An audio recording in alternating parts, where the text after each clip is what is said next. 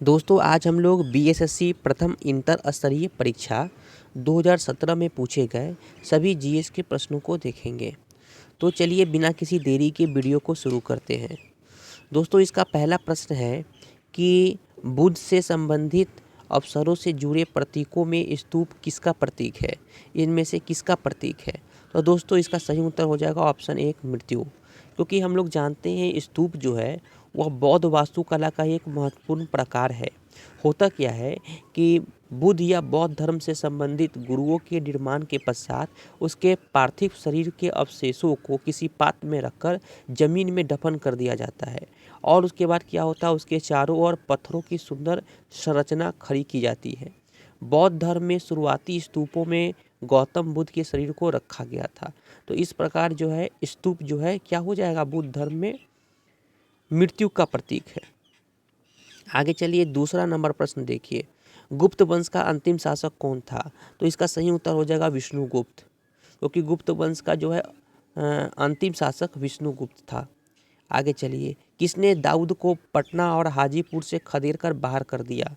तो दोस्तों इसका सही उत्तर हो जाएगा अकबर, ऑप्शन नंबर 4। क्योंकि अकबर ने क्या किया था, 1574 में दाऊद खां करनानी को पटना और हाजीपुर से खदेड़ने के लिए व्यक्तिगत रूप से बिहार में अभियान किया था और 12 जुलाई 1576 को एक भयंकर युद्ध के बाद दाऊद को पराजय का सामना करना पड़ा और उसे क्या दे दी गई, फांसी दे दी गई। और उसके मृत्यु के बाद ही बंगाल में एक सूबे के रूप में प्रत्यक्ष रूप से मुगल शासन के अधीन हो गया था और वहाँ जो है सूबेदारों की नियुक्ति की गई थी। ध्यान रखिएगा इस बात को। चौथा नंबर प्रश्न को देखिए, अकबर के राज दरबार में कितने रत्न थे? तो दोस्तों सब लोग जानते हैं अकबर के दरबार में 9 रत्न थे। उन 9 रत्न का नाम याद रखिएगा। जैसे पहले है अबुल फजल, फिर फैजी, फिर मियाँ तानसेन, राजा बिरबल, राजा टोंडरमल, फिर राजा मानसिंह, फिर अब्दुल रहीम खाने खाना, फ़कीर उइजुद्दीन और मिर्ज़ा अजीज कोका। ये ध्यान रखिएगा 9 रत्न। आगे चलिए 5 नंबर प्रश्न, गोवा से पूर्व पुर्तगालियों की भारत में कौन सी राजधानी थी? इसका सही उत्तर हो जाएगा कोचीन। पहले कहाँ थी? केरल में थी, याद रखिएगा। गुरु नानक का जन्म कहाँ हुआ था? तो दोस्तों गुरु नानक का जो जन्म है वह तलवंडी में हुआ था।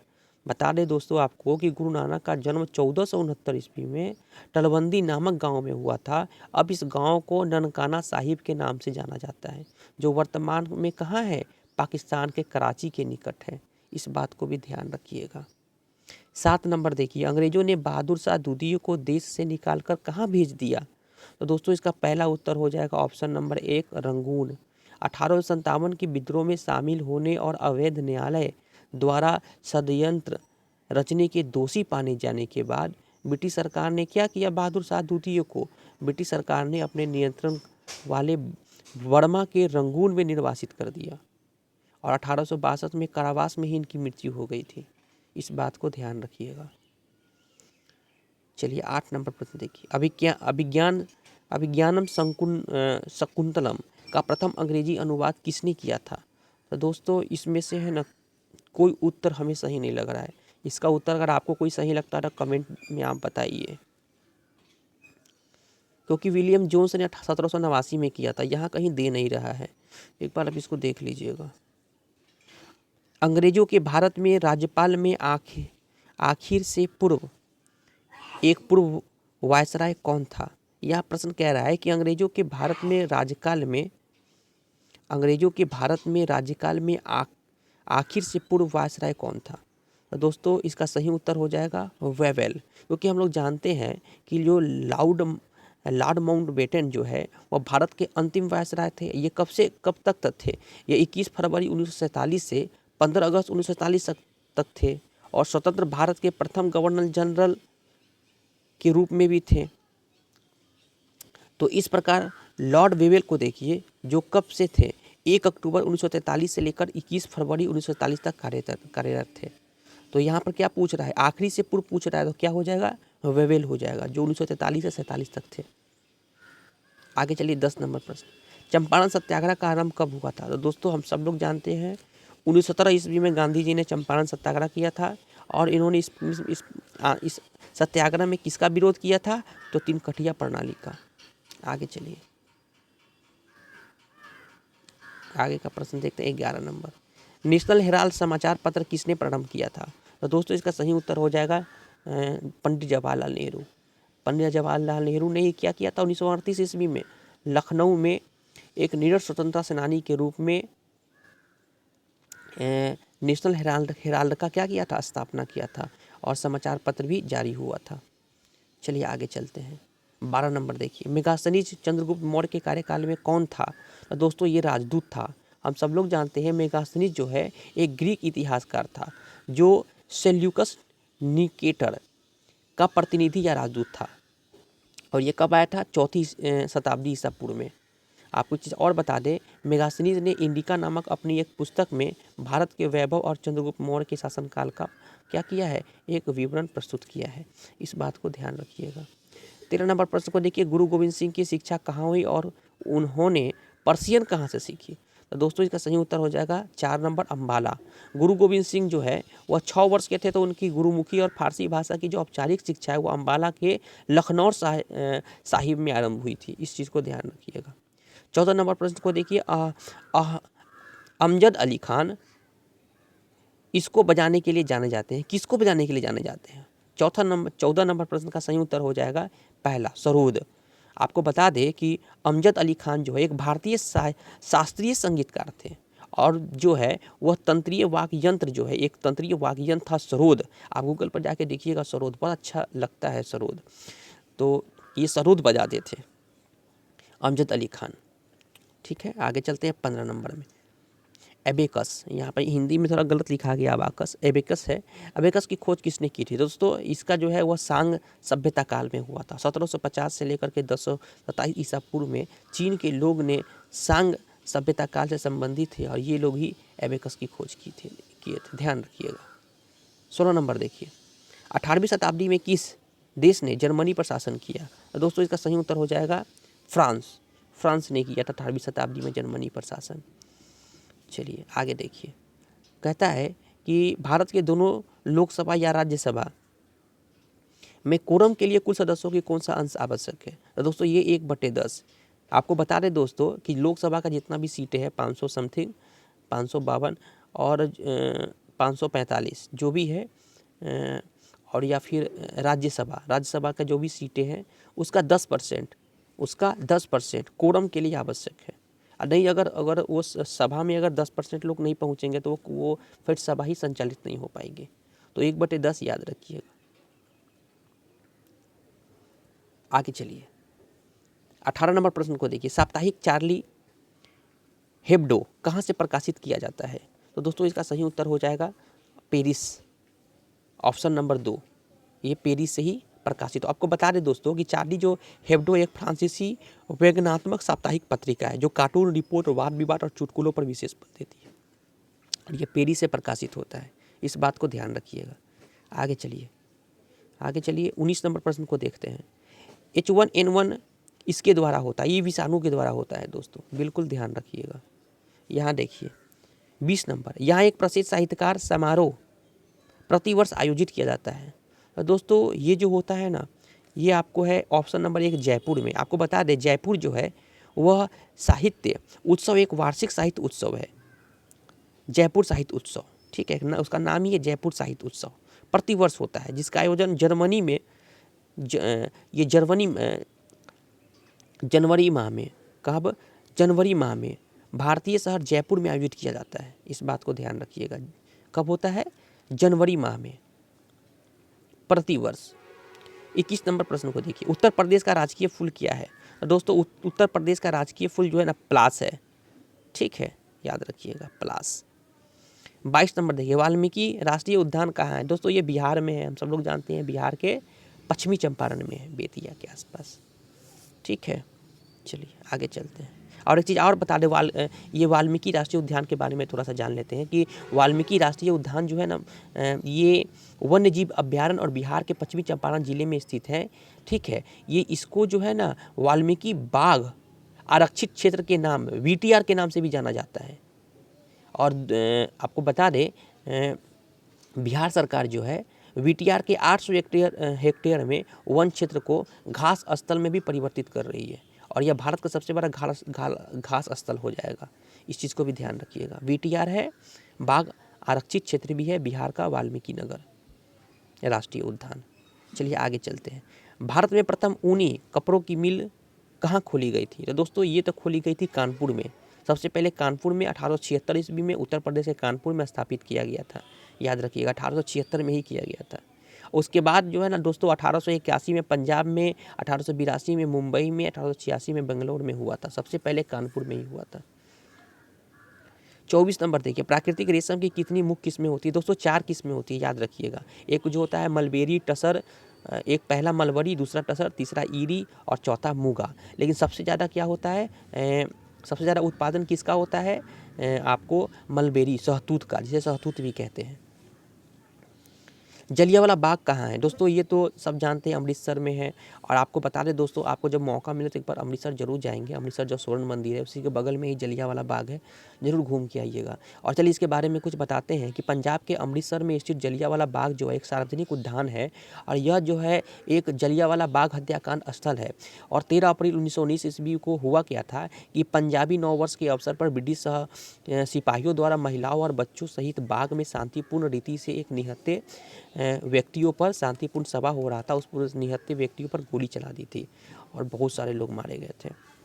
चलिए 13 अप्रैल 1919 याद रखिएगा। 26 नंबर देखिए, तमिलनाडु में पाई जाने वाली मुख्य जनजाति क्या है? तो दोस्तों ये याद रखिएगा, इरूला है। इरूला जो जाति है ये कहाँ रहती है? तमिलनाडु और केरल के नीलगिरी पर्वत पर निवास करते हैं, याद रखिएगा। जरवार जनजाति कहाँ पाई जाती है? तो दोस्तों ये जो है आपको अंडमान में, ये जाड़वा होगा लेकिन यहाँ थोड़ा सा गलत जरवार लिखा गया है, ध्यान रखिएगा, जाड़वा। ठीक है, चलिए आगे चलते हैं। भारत की सर्वप्रथम वन जीव संरक्षण परियोजना का नाम क्या था? दोस्तों ये आपको बता दें कि 1973 ईस्वी में आरंभ की गई बाघ परियोजना जो है ना, भारत की पहली वन जीव संरक्षण परियोजना थी। ठीक है, ये जो है वन जीव संरक्षण अधिनियम जो 1972 आया था, इसी के तहत शुरू किया गया था 1973 ईस्वी में बाघ परियोजना। ठीक है, चलिए याद रखिएगा। तो इसका ऑप्शन नंबर 2 सही हो जाएगा। नीति आयोग का आरंभ कब हुआ था? 1 जनवरी 2015 को, हम सब लोग जानते हैं। ये योजना आयोग के बदले में इसका स्थापना किया गया था, ध्यान रखिएगा। चलिए आगे चलिए। पढ़वार आश्रम के संस्थापक कौन थे? तो दोस्तों इसके जो संस्थापक थे ना वो थे विनोबा भावे। आपको बता दें जो परमधाम, इसको है ना परमधाम आश्रम भी कहते हैं या पवनार आश्रम भी कहते हैं। ठीक है, इसका स्थापना आचार्य विनोबा भावे जो है ना 1934 ईस्वी में महाराष्ट्र के वर्धा जिले में किए थे और इसी आश्रम से उन्होंने भूदान आंदोलन और भारत छोड़ो आंदोलन की शुरुआत भी की थी। आप ध्यान रखिएगा इस बात को। 31 नंबर, जम्मू कश्मीर की शासकीय भाषा क्या है? तो दोस्तों जम्मू कश्मीर की ये उस समय की बात है 2017 में, लेकिन अब तो जम्मू कश्मीर को जब एक राज्य बना दिया गया, केंद्र शासित राज्य बना दिया गया, तो अब जो है ना ये उर्दू, डोगरी, हिंदी, ये सब जो है ना इसके शासकीय भाषा के अंतर्गत आ चुके हैं। 5 भाषा हो गया है, डोगरू भी है, उर्दू भी है, हिंदी भी है, सब है। ठीक है ना, तो यहाँ पे ये प्रश्न को छोड़ दीजिए, आगे चलते हैं। जापान की, आप एक बार गूगल पर सर्च करके देख लीजिएगा कि जम्मू कश्मीर की शासकीय भाषा क्या है, तो आपको दिखाई पड़ेगा कि 2020 में भी एक अधिनियम पारित हुआ था और उसके जो है केवल उस समय पहले तो उर्दू था, लेकिन बाद में और भी बहुत सारी भाषाओं को जोड़ दिया गया है। पर डोगरी भी हो चुका है, कश्मीरी भी हो गया है, देख लीजिएगा आप एक बार।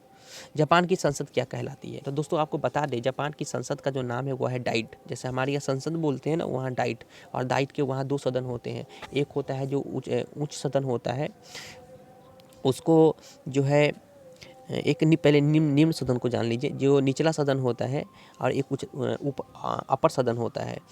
तो इसके 2 सदन है, इसका नाम क्या है? डाइट, याद रखिएगा।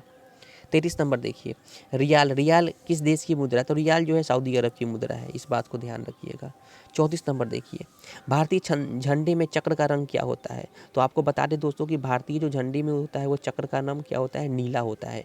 क्या होता है? नीला होता है, इस चीज़ को ध्यान रखिएगा। 35 नंबर प्रश्न को देखिए, 35 नंबर प्रश्न कहाँ गया? 36 नंबर, 35 नंबर प्रश्न, वंदे मातरम का अंग्रेजी में अनुवाद किसने किया? तो दोस्तों वंदे मातरम का जो अंग्रेजी में अनुवाद किए थे वो थे आपको बंकिम चंद्र जी नहीं थे, रविन्द्रनाथ टैगोर नहीं थे, अरविंदो घोष थे। तो वंदे मातरम का जो अंग्रेजी में अनुवाद किसने किया था? अरविंदो घोष ने किया था। आपको बता दें दोस्तों कि वंदे मातरम को अरविंदो घोष ने अंग्रेजी में अनुवाद किया था और उनके द्वारा जो अनुवादित जो है वंदे मातरम को 1909 ईस्वी में एक कर्मयोग के रूप में भी प्रकाशित किया गया था अरविंदो घोष के द्वारा। ठीक है, इस चीज़ को ध्यान रखिएगा। आगे चलिए 36 नंबर देखिए, चैत्र पहला वन प्रायः पड़ता है, किस दिन को पड़ता है? तो दोस्तों ये जो है ना ये 22 मार्च को पड़ता है, मार्च के महीने में, क्योंकि चैत्र जो होता है वो हिंदू कैलेंडर का शुरुआत है, चैत्र से शुरू होता है और ये हमेशा मार्च 22 में ही पड़ता है, 22 मार्च को ही शुरू हो जाता है, ध्यान रखिएगा। सत्यमेव जयते कहाँ से लिया गया? ये मुंडक उपनिषद से लिया गया है दोस्तों, ध्यान रखिएगा, याद रखिएगा। 38 नंबर देखिए, मार्च 2016 में गतिमान एक्सप्रेस की आजमाइश ट्रायल यात्रा दिल्ली और किस शहर से की गई थी? दोस्तों ये क्वेश्चन उस समय के करंट का क्वेश्चन है, लेकिन ध्यान रखिएगा ये जो आगरा तक हुआ था, दिल्ली टू आगरा। किसका उप नाम डवाल है? डवाल जो है राहुल द्रविड़ का नाम था। इसका कारण भी क्या था कि राहुल द्रविड़ क्या करते थे, वो पिच पर टिक कर खेलते थे और उसकी योग्यता के कारण ही क्या किया गया, डवाल के नाम से भी प्रसिद्ध थे। रेड क्रॉस का मुख्यालय कहाँ है? तो दोस्तों आपको बता दें रेड क्रॉस का जो मुख्यालय है वो आपको स्विट्जरलैंड में है। आनंद मंठ के लेखक कौन है? तो आनंद मंठ के जो लेखक हैं वो है आपको बंकिम चंद्र चटर्जी। बंकिम चंद्र चटर्जी आपको बता दें जो बंकिम चंद्र चटर्जी है वो बंगाली भाषा में लिखित और 1882 ईस्वी में प्रकाशित आनंद मठ के जो एक काल्पनिक उपन्यास था उसके लेखक थे और वो और इसी बंकिम चंद्र चटर्जी के आनंद मठ से ही भारत राष्ट्रीय गीत जो है वंदे मातरम लिया गया है, इस बात को भी ध्यान रखिएगा। आगे चलते हैं, आगे कौन सा प्रश्न है? रेड क्रॉस ये हो गया। आप चलिए 42 नंबर प्रश्न को देखिए, द ऑडेरिस्टी ऑफ होप किसने लिखी थी? तो दोस्तों इसका सही उत्तर हो जाएगा तीसरा, Obama, Barack Obama. The audacity of hope जो है किसने लिखा था? बराक ओबामा ने लिखा था, ध्यान रखिएगा, ऑप्शन नंबर 3। आगे चलिए 43 नंबर प्रश्न को देखिए, समय के संदर्भ में प्रयुक्त संक्षिप्त रूप एडी का अर्थ क्या है? तो दोस्तों आपको बता दें एडी का जो अर्थ होता है ना वो होता है एनो डोमिनी। होता क्या है दोस्तों कि हम लोग बीसी और एडी दो शब्द का प्रयोग करते हैं। जो एडी जो होता है वह 1 2 3 4 5 ऐसे हम लोग पढ़ते हैं, फर्स्ट एडी सेकेंड एडी। और बीसी देखिए हम लोग पढ़ते थे ना 1750 बीसी, 2350 बीसी, ये बीसी हो गया, इसका बारे में थोड़ा सा जानते हैं। एडी का जो तात्पर्य होता है दोस्तों वो है एनो डोमिनी, यानी जिसका जो एक क्या है लैटिन भाषा का शब्द है। एनो जो डोमिनी है ये लैटिन भाषा का शब्द, इसका अर्थ होता है हमारे प्रभु का वर्ष। यानी इसे संक्षिप्त शब्द जो है इसका प्रयोग जो है ईसा मसीह के जन्म के बाद के वर्षों को संकेत देने के लिए किया जाता है। जो ईसा मसीह के जन्म के बाद जो है वर्षों के संकेत देने के लिए हम लोग एडी का प्रयोग करते हैं। इसका प्रयोग जो है जूलियन और ग्रेगरियन जो है में वर्ष का नाम रखने और गिनने के लिए किया जाता है। यह वर्तमान में विश्व में क्या है व्यापक रूप में प्रयुक्त होने वाला कैलेंडर है। आप एडी और बीसी के बारे में जान गए। एडी जो बीसी हो गया, ईसा मसीह से पहले को हम लोग बीसी कहते हैं और ईसा मसीह के जन्म के बाद को एडी कहते हैं। इसका पूरा नाम क्या हो जाएगा? एनो डोमिनी। और ये क्या है? लैटिन भाषा का शब्द है जिसका अर्थ होता है हमारे प्रभु का वर्ष। इस बात को ध्यान रखिएगा। शहीदी दिवस कब मनाया जाता है? दोस्तों शहीद दिवस जो है यह आपको 30 जनवरी को शहीद दिवस मनाया जाता है, ये याद रखिएगा। और ये क्यों मनाया जाता है? तो 1948 ईस्वी में नाथूराम गोडसे द्वारा मोहनदास करमचंद्र की हत्या कर दी गई थी। इसी स्मृति को हम लोग याद दिलाता है और शहीद दिवस के रूप में मनाते हैं। 30 जनवरी को शहीद दिवस मनाते हैं। ऑप्शन नंबर 3 सही उत्तर होगा। आगे चलिए 45 नंबर, अपने मोबाइल फ़ोन तक पहुंच नहीं हो पाने का डर क्या कहलाता है? ये इसका डर जो कहलाता है ना वो होता है नोमोफोबिया। नोमोफोबिया का अर्थ होता है नो मोबाइल फ़ोन फोबिया। ठीक है, ये याद रखिएगा। चलिए आगे चलते हैं। सत्यजीत रे द्वारा निर्देशित सर्वप्रथम चलचित्र कौन था? तो दोस्तों ये था पाथेर पंचाली। आपको बता दें दोस्तों पाथेर पंचाली जो है 1955 ईस्वी में सत्यजीत रे द्वारा निर्देशित प्रथम फीचर फिल्म थी।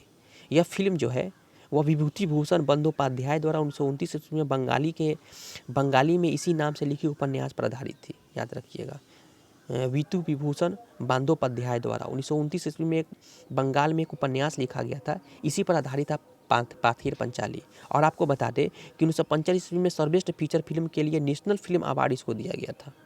ठीक है, और 1956 ईस्वी में जो कान फिल्म फेस्टिवल हुआ था उसमें भी इसको बेस्ट ह्यूमन डॉक्यूमेंट अवार्ड मिला था पाथेर पंचाली को। सत्यजीत रे द्वारा निर्देशित फिल्म थी, पहला चलचित्र फिल्म था, इसको ध्यान रखिएगा। आगे चलिए 47 में देखिए, भारत का सबसे बड़ा संग्रहालय कहाँ है? ये दोस्तों कोलकाता में है। आपको बता दें दोस्तों कि एशियाटिक सोसाइटी ऑफ बंगाल द्वारा 1814 ईस्वी में स्थापित जो है यह संग्रहालय पश्चिम बंगाल में कोलकाता में स्थित है और ये बहुत भारत का सबसे बड़ा संग्रहालय है। पंचतंत्र किसने लिखा था? ये तो दोस्तों विष्णु शर्मा, हम लोग बचपन से पढ़ते आ रहे हैं पंचतंत्र विष्णु शर्मा। आगे चलिए 49 नंबर देखिए, कौन अपने आयुर्वेद नाम के लिए प्रसिद्ध है? दोस्तों धन्वंतरी। आपको याद रखिएगा, हम लोग धन्वंतरी की पूजा भी करते हैं। कब? दीपावली से 2 दिन पहले धनतेरस में, याद है ना। और यही जो है धन्वंतरी जो है ये आयुर्वेद के ज्ञान के लिए क्या थे? प्रसिद्ध थे। आपको बता दें हिंदू धर्म में विष्णु के अवतार माने जाते हैं धन्वंतरी। ठीक है, ये भी ध्यान रखिएगा। और वे जो है आयुर्वेद का प्रचार किए थे काफ़ी बहुत ज़्यादा बड़े व्यापक पैमाने पर। आईपीएल का प्रारंभ कब हुआ था? दोस्तों आईपीएल का जो प्रारंभ हुआ था ना वो 2007 में हुआ था। किसके द्वारा? भारतीय क्रिकेट कंट्रोल बोर्ड बीसीसीआई के द्वारा। और इसे जीता कौन था? तो ये जो है आईपीएल को 2008 में सबसे पहले शेन वॉर्न की कप्तानी में राजस्थान रॉयल्स ने जीता था। इस बात को ध्यान रखिएगा। 2008 में इसका सही उत्तर हो जाएगा। कब प्रारंभ कर किया गया? तो इसको 2008 इसका सही उत्तर हो जाएगा दोस्तों। हालांकि 7 में ही शुरू हुआ था लेकिन 8 में आयोजित 8 में हुआ था। 8 इसका सही उत्तर हो जाएगा। चलिए ये तो हम लोग जीएस का प्रश्न देख लिए, आप थोड़ा साइंस का प्रश्न को देख लीजिए। लाइपेज द्वारा वसा के जलीय अपघटन पर क्या मिलता है? तो दोस्तों ये याद रखिएगा, ये जो है इसका सही उत्तर हो जाएगा वसीय अम्ल और ग्लिसरॉल। ये लाइपेज करता क्या? ये वसा का पाचन करता है, इस बात को ध्यान रखिएगा।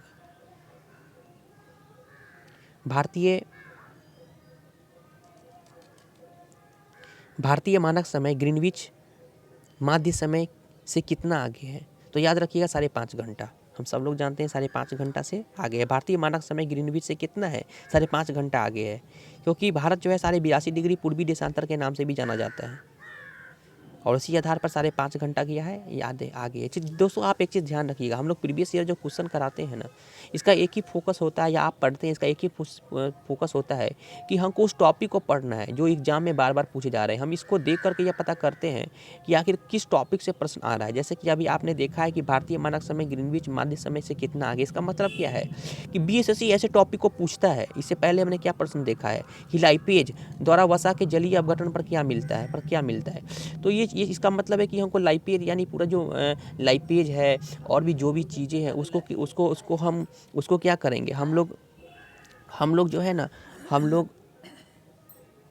एक सेकेंड दोस्तों, हम लोग लाइपेज द्वारा वसा का जलीय अपघटन पर मिलता है तो इसको क्या करेंगे हम लोग इसको क्या करेंगे, अच्छे से टॉपिक को देख लेंगे। ठीक है, चलिए आगे देखते हैं। इसका मतलब यही है कि हम लोग क्या करेंगे कि जो भी ये हम लोग पढ़ते हैं प्रीवियस ईयर क्वेश्चन को, तो इसको ये भी देखना है कि कौन कौन से टॉपिक से प्रश्न आ रहा है और उस टॉपिक को क्या करना है, पढ़ते समय हमें अच्छे से तैयारी करना है। 53 नंबर देखिए, दुनिया का सबसे आर्द्र स्थान कहाँ पे है? तो दोस्तों दुनिया का सबसे आर्द्र स्थान जो है वह कहाँ है? एशिया में है। कहाँ है? एशिया में, याद रखिएगा। और एशिया का भी कहाँ है? तो याद रखिएगा भारत में ही है, वह मानसीराम मेघालय। फिर आप देखिए चिरापुंजी मेघालय, ये सब भारत में ही है दोनों। तो दुनिया का सबसे आर्द्र स्थान क्या हो जाएगा? Option number 1 Asia. मानचित्र में समुद्र की समान गहराइयों को जोड़ने वाली रेखा को क्या कहते हैं?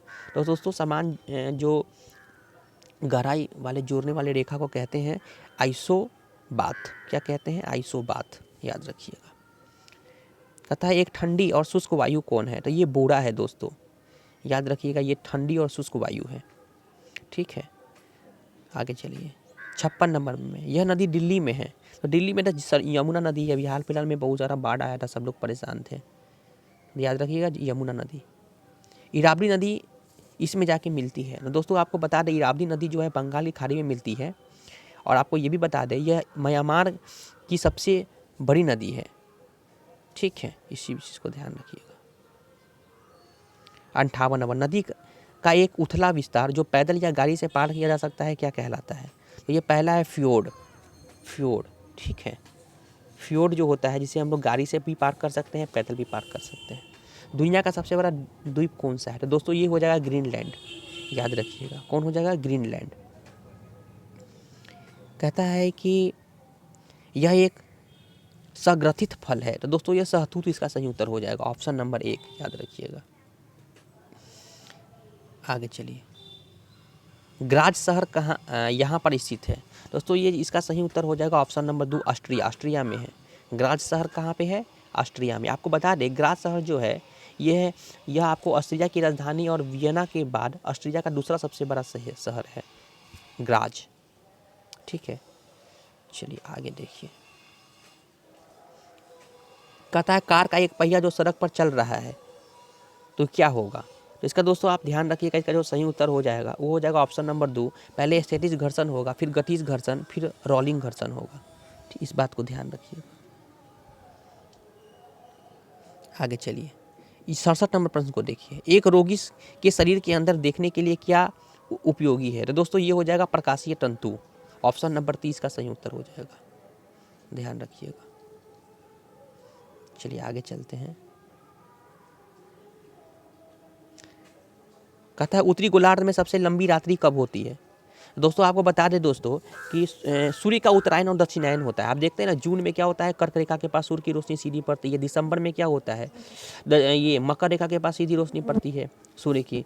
तो जब दक्षिणायन होता है, जब मकर रेखा पर सूर्य की रोशनी सीधा पड़ती है, तो कर्क रेखा पर क्या हो जाएगा, उत्तरी गोलार्ध में क्या हो जाएगा, सबसे लंबी रातें होगी। तो ये तो ऑप्शन सबसे पहले हम लोग जान चुके हैं कि ऑप्शन या तो दिसंबर 25 होगा या दिसंबर 22 होगा। तो पहले क्लियर हो गया। ऐसे हम लोग छांटने का काम करेंगे हमेशा एग्जाम में। अब हमें 2 में से एक चुनना है, तो इसका सही उत्तर हो जाएगा दोस्तों दिसंबर 20, 21, 22, 23 दिसंबर को ही ऐसा होता है। तो यहाँ पे इसका सही उत्तर हो जाएगा दिसंबर 22, याद रखिएगा। चलिए आगे चलते हैं, दिसंबर 22 इसका सही उत्तर हो जाएगा। आगे चलिए,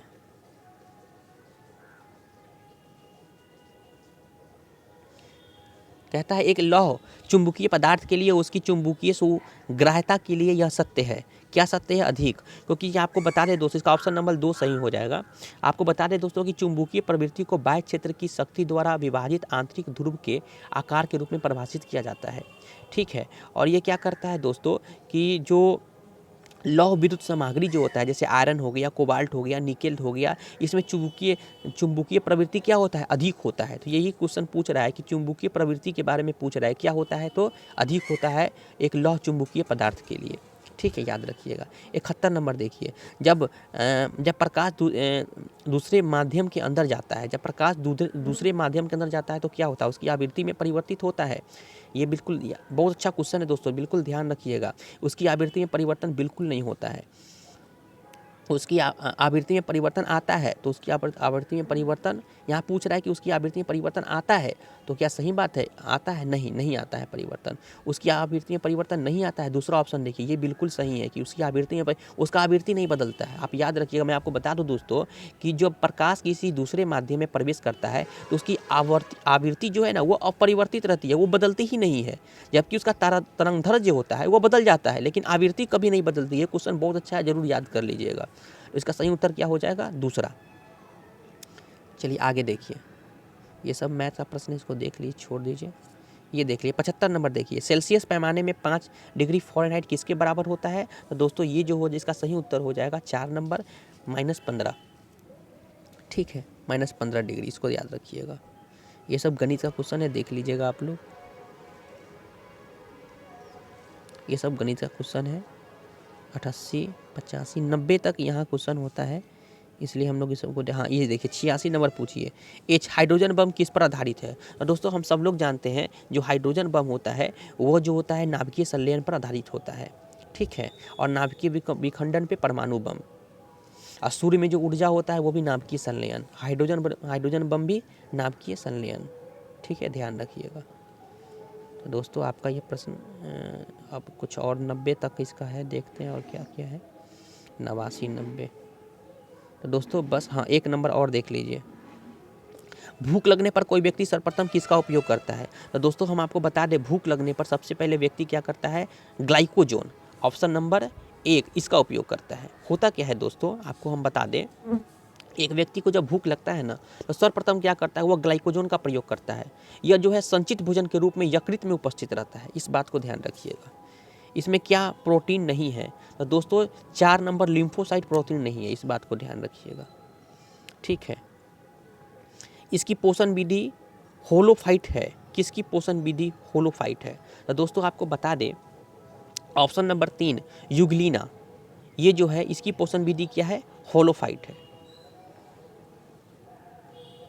और देख लीजिए मानसिक क्षमता, अब आ गया यहाँ से प्रश्न इसका, ये देख 97 नंबर प्रश्न को देखिए।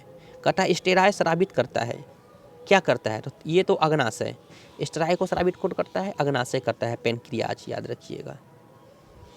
आगे चलिए, यह शोषण श्रृंखला का उपयोग कर पादप कोशिकाओं में ऊर्जा उत्पादन करता है। तो इसका सही उत्तर हो जाएगा ऑप्शन 2 माइटोकॉन्ड्रिया। ये ऊर्जा उत्पादन करने वाला कौन है? माइटोकॉन्ड्रिया। विषाणु क्या होता है? तो दोस्तों आपको बता दें, विषाणु जो होता है या तो आरएनए होता है या तो डीएनए होता है, दोनों में से कोई हो सकता है, आप ध्यान रखिएगा। तो दोस्तों आज के वीडियो में बस इतना ही। दोस्तों मेरा इस वीडियो बनाने का एक ही उद्देश्य है कि आपका एक जो जीएस है ये आपका अच्छा हो जाए और आप कम से कम अपने एग्ज़ाम में जीएस में 50 में 50 नंबर लेके आएँ। और आप लोग दोस्तों जितना भी टॉपिक पढ़ते हैं, आपको जो भी लग रहा है कि इस टॉपिक से क्वेश्चन आ रहा है, उस टॉपिक को अच्छे से देख लिया कीजिएगा। तो चलिए दोस्तों आज मिलते हैं, फिर मिलते हैं अगले वीडियो में। वीडियो अच्छा लगा हो वीडियो दोस्तों लाइक कर दीजिएगा, दोस्तों से उसके साथ शेयर कर दीजिएगा। धन्यवाद।